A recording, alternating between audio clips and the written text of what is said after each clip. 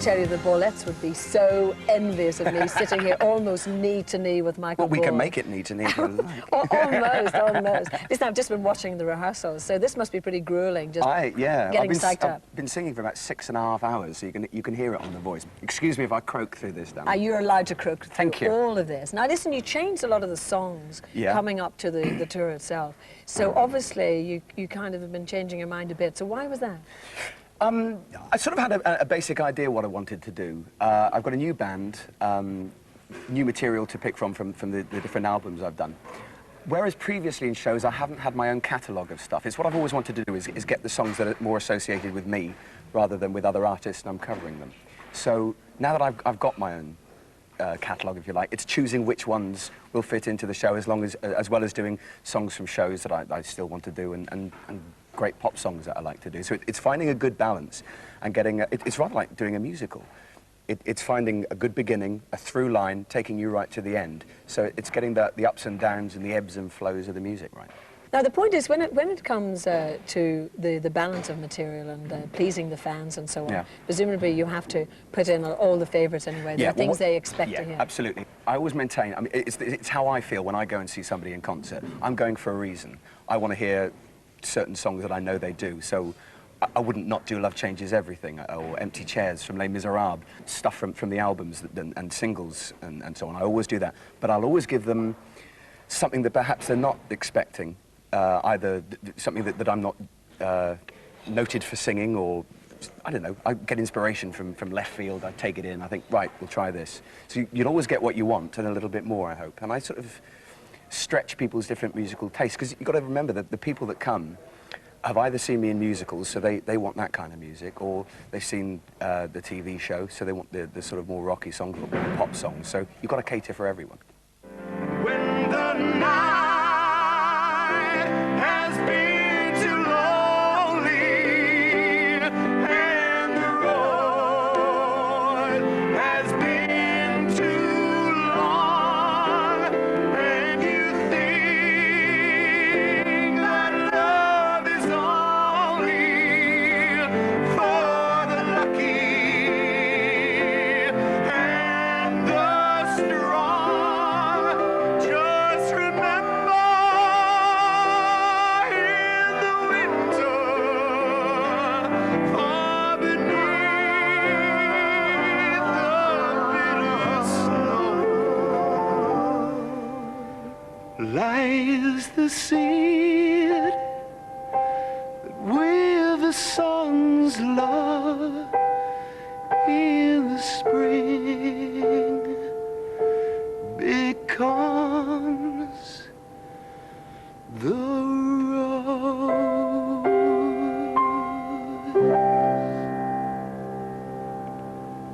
Great. It's a really beautiful song. Is that something that you've always liked?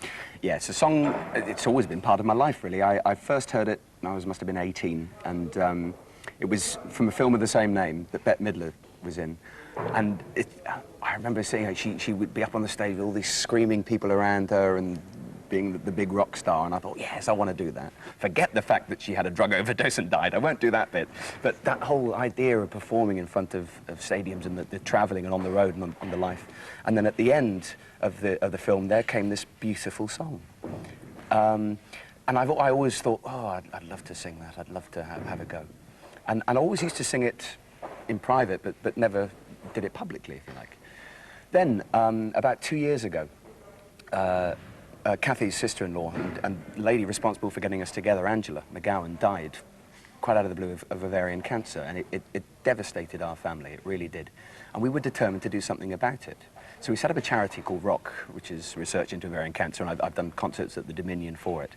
And quite separately, having heard about this, Lynn Folds-Wood, who's doing a program called Lady Killers in the new year, all about diseases that specifically affect women, varying from cervical cancer to lupus to whatever, ectopic pregnancies. And she's doing one program on ovarian cancer, and she approached me and asked if I would be involved in this one program to talk about how it affected our family, which of course I'd love to do. And then she said, will I do the theme tune to it?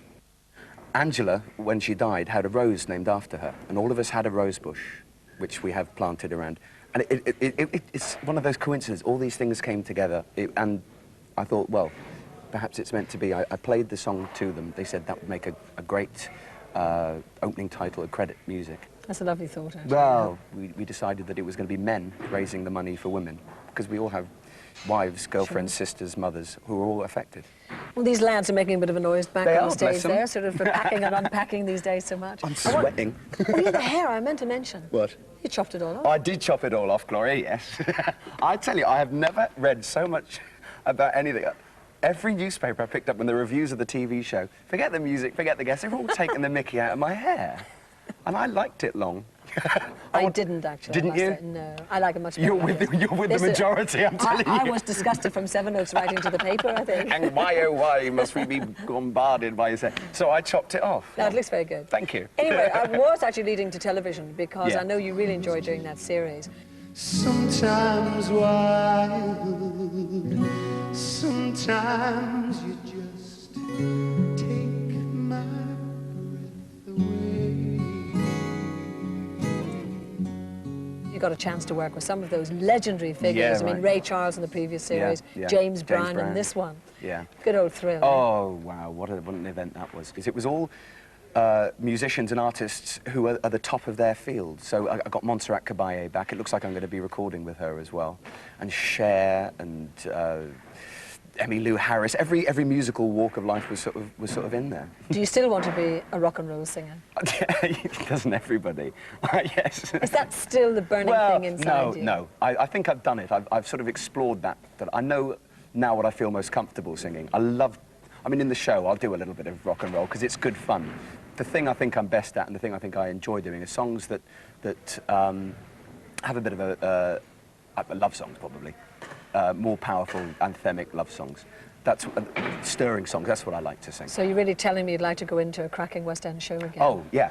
Yes, I would. It's been, God, Broadway was the last time doing Aspects, and that was 1990, so it's 4 years. And has there been anything that you've really, really wanted in terms of the stage that just hasn't quite worked out? Not that has happened. There's been nothing that I thought, oh, damn, I wish I'd had that. I wish I'd missed that opportunity. But next year, there are a couple of ideas that if they pan out and they work, it would be lovely to do. Or a message to Sir Andrew and Don Black, just to Get write writing. another. Absolutely. Get writing, for Get God's busy. sake. What do you do with your lives? Anyway, I hope you have a wonderful tour. Thanks and, ever so thank you much, very Simon. much indeed Oh, for it's good joining to us see in you. the programme. Mwah. Bolets, eat your heart out.